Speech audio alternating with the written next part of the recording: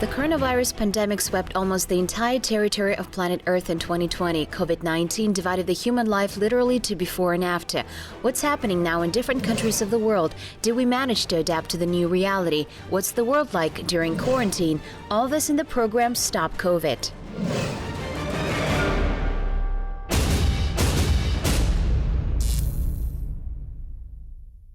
The strictest quarantine measures in the CIS were introduced in Uzbekistan. In a neighboring country, the first case of coronavirus was recorded on March 15th. The next day, the Uzbek government closed the borders with all countries in the world and shut down the air and railways. In cities, there was a ban on the use of both public and private transport. Violators of the order were punished with fines. In this regime, the first strict quarantine lasted 2 months. After it, Uzbekistan began to come out from the lockdown gradually. Air and railways within the country were restored. Hotels, cafes, and restaurants have reopened. Family celebrations were allowed to be held at home, but with a limited number of guests, no more than 30 people. After the coronavirus siege ended, the number of people infected with dangerous infection increased sharply. On average, 500 cases of COVID-19 were registered per day. Since May 10, after the lifting of a number of restrictive measures, citizens have emerged from self-isolation and began to socialize with each other more often. According to epidemiologists, it led to the widespread disease. Therefore, the neighboring state had to tighten the quarantine regime again. Если бы маски носили, как вы говорите, очень дисциплинированно, if masks were worn in a very disciplined manner, the infection rate would be much lower. Where do our people usually get infected? At weddings, funerals. Well, they sit together at weddings without masks. The highest infection occurs at weddings, where the current limit is 30-40 people, but they don't always adhere to this limit. сейчас ограничение 30-40 человек, не всегда слушают.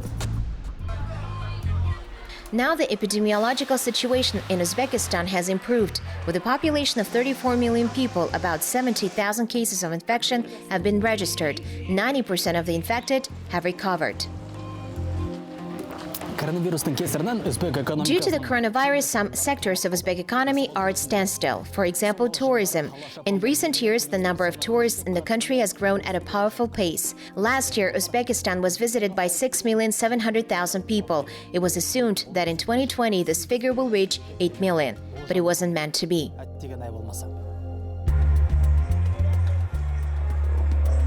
Unemployment in Uzbekistan today is at a very high level. About 15% of the economically active population cannot find a job. Although back in March, this figure was about 9.5%. There are over 2 million people in the country who are unemployed. These are the consequences of the pandemic, experts say.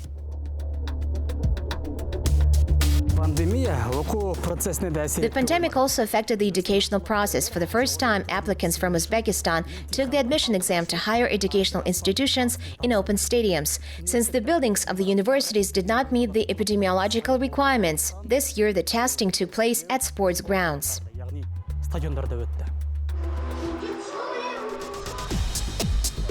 The school year began later than usual. This was due to the fact that the authorities took the maximum possible precautions. Thus, thermometers were installed at the entrance to educational institutions. If a student's temperature exceeds 37 degrees, he's not allowed to attend classes. Also, according to the new requirements, school children study without leaving one room. The Uzbek authorities have not given up on distance learning either. Parents who did not dare to send their child to school used the online format. Гибридная система, она работает хорошо. Часть школ средних, образовательных. The hybrid system works well. Some schools study offline, junior, middle, and senior classes. It all depends on the epidemiological situation in each region. By the way, we conducted a survey at the national level to find out what parents thought about the way children study at schools. Based on their wishes, the relevant organizations have built the educational process in such a way that both offline and online formats work to the same extent. учебный процесс таким образом, что и офлайн, и онлайн работают в одинаковой сфере, в одинаковой степени. Manimcha bu ham salbiy, ham ijobiy ta'sir qildi deb o'ylayman. Ijobiy taraflama, masalan, uyda o'tirib The pandemic has affected our education, both positively and negatively. On the plus side, we had a lot of free time during quarantine. Thus, it was possible to learn foreign languages via the internet. On the downside, many students have returned to the provinces, districts, and villages, and the internet there is bad. As a result, they were unable to attend some online classes. Internetga ulana olmagani sababli ko'p darslarda ishtirok etisha olmadi va o'qish ozgincha qiyinchilik tuydirdi deb o'ylayman. To mitigate the consequences of the pandemic, the Uzbek authorities are exempting enterprises engaged in tourism, transport, pharmaceuticals, and consumer industries from taxes. Of course, the country is waiting for the coronavirus vaccine. Recently, a drug was imported to Uzbekistan from China. This is a special recombinant vaccine. It's planned that 5,000 people will take part in the clinical trial. If all goes well, Uzbekistan will be able to purchase this drug from China at a low price.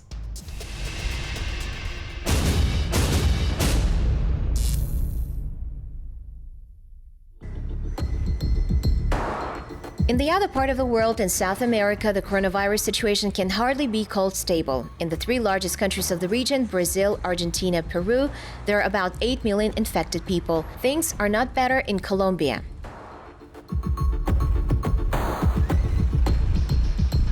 Indiana Beko, journalist from Argentina who herself is currently in quarantine with a mild form coronavirus infection, told us about the pandemic in the province of Buenos Aires. The number of cases in this country is approaching 1,300,000. Did you know that Argentina has the longest quarantine in the world? Yes, that's us. We are currently under a quarantine that started on March the 20th. At first, it was quite strict. We were not allowed to leave our houses except for those working in essential businesses, like the food chain workers or the health employees. Now, though each province is going through a different stage of the lockdown, we have a more flexible quarantine that allows non-essential businesses to open their doors, like local shops or restaurants that can function if they lower their capacity and follow the sanitary security measurements. Like in many other countries, in Argentina, the government's measurements to prevent the expansion of the virus affected heavily the economy. A lot of businesses had to close, and according to the National Institute of Statistics, 3.7 million people lost their jobs. This is a very complex and delicate issue in Argentina, because here around 40% of workers have informal jobs, which were especially vulnerable during the coronavirus crisis. In other news, the government is also generating a set of laws to prepare in advance for the summer, the hottest touristic season in Argentina. After several months of inactivity, the local flights in Argentina are slowly beginning to function again. Also, between other measurements, the governor of Buenos Aires has banned air conditioning from hotels and other touristic venues, pleading that these machines help to expand the reach of the virus. The coronavirus crisis has especially affected the students in Argentina. Schools were closed in March and have not opened since. In Argentina, we are very social. We love to gather in parks, bars, houses, restaurants. That's why seeing these streets empty was quite a little bit hard to get used to at first.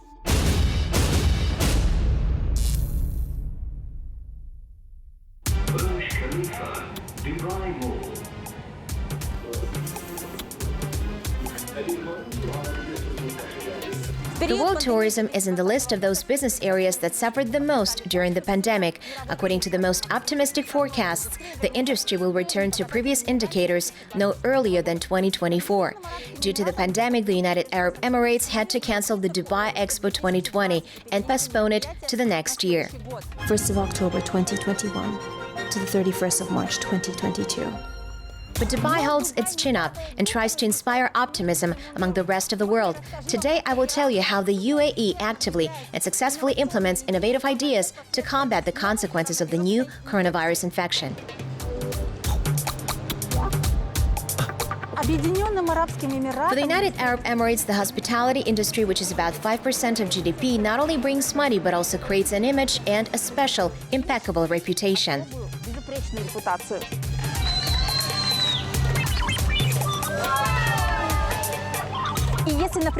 And if, for example, Dubai is one of the safest cities in the world, then the capital of the Emirates, Abu Dhabi, was positioned by the country even before the pandemic as a world-class destination for global sports events, and Yas Island as the best place for MMA fights.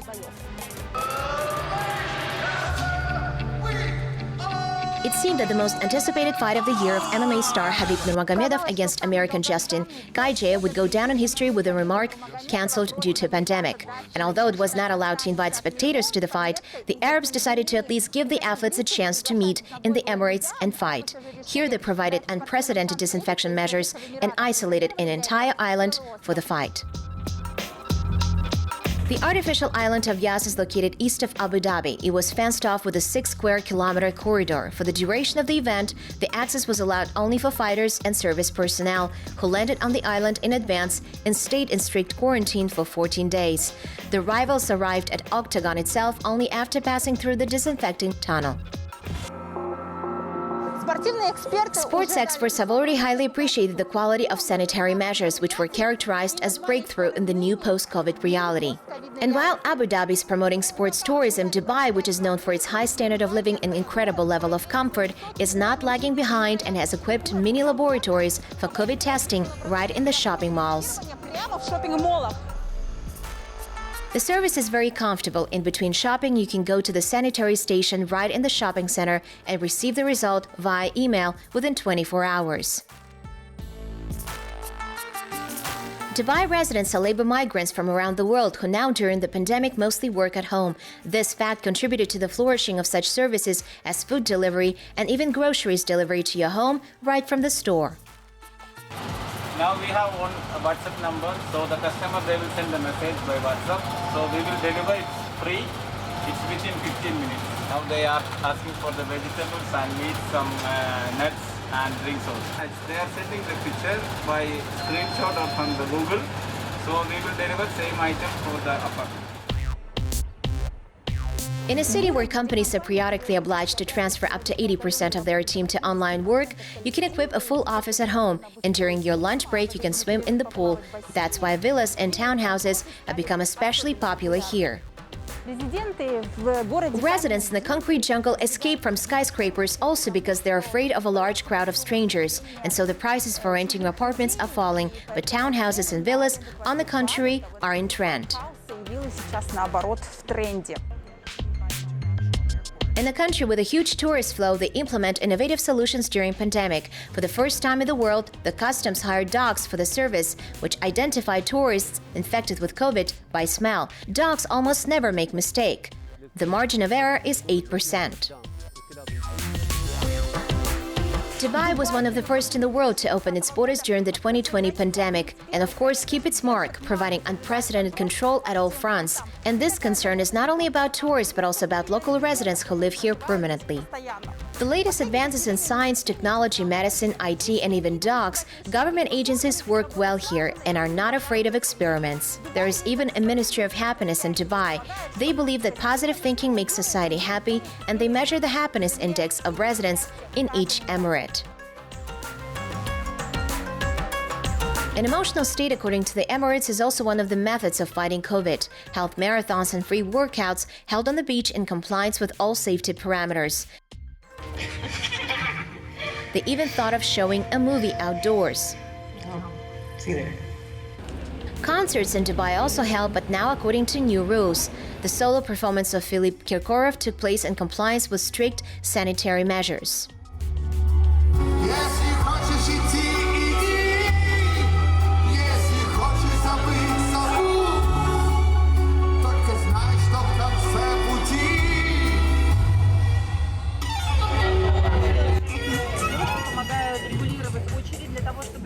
Girls help to regulate the line so that there is a social distance among people. We have stickers on the asphalt. Our security guards check the temperature of each person before he enters the concert hall. We have a special disinfection frame.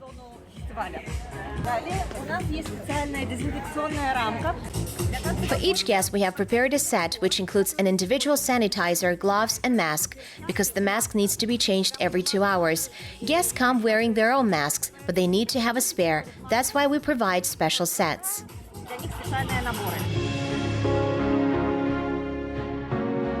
Perhaps the most heartwarming gesture of Dubai in 2020 was right at its center. During the week, the Burj Khalifa lit up with thousands of lights one after another. This time, the lights in the facade of the tower did not turn on automatically. They were lit by people. Each light bulb cost a couple of dollars. That's exactly what a one-time donation fee was. It paid for one meal to a person affected by the coronavirus.